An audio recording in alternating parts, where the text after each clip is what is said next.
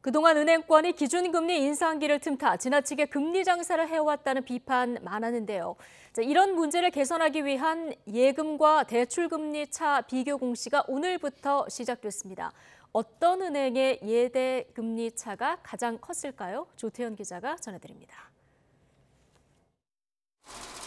코로나19 극복을 위해 연 0.5%까지 낮췄던 기준금리.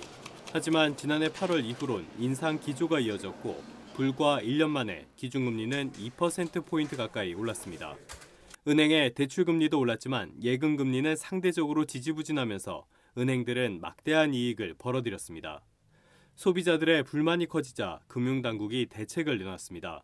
은행연합회 웹사이트를 통해 은행들의 예대금리 차를 비교해 알리기로 한 겁니다.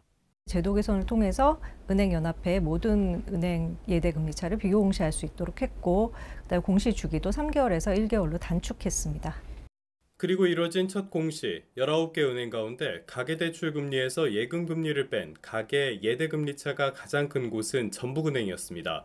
지방은행과 인터넷은행이 상위권을 차지했는데 중저신용자나 정책상품 대출 비중이 비교적 크다는 점이 영향을 미쳤습니다. 5대 시중은행 가운데에는 신한은행이 1.62%포인트로 가장 높았고 하나은행이 1.04%포인트로 제일 낮았습니다. 금융당국은 이번 조치로 은행 사이의 경쟁이 활발해지면 최소한 예대금리 차가 더 확대되는 건 막을 수 있을 것으로 기대하고 있습니다. 다만 실제로 효과가 있을지에는 회의적인 시각도 적지 않습니다.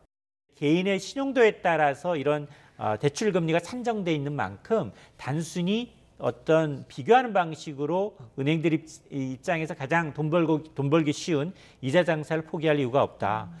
일단 은행연합회는 예대금리차를 한 달에 한 번 공시할 예정입니다. 또 지금은 은행 자체 신용등급을 기준으로 제공해 비교하기 어려운 대출금리 역시 신용평가사 기준으로 바꿔 은행별 차이를 한눈에 알아볼 수 있도록 했습니다. YTN 조태현입니다.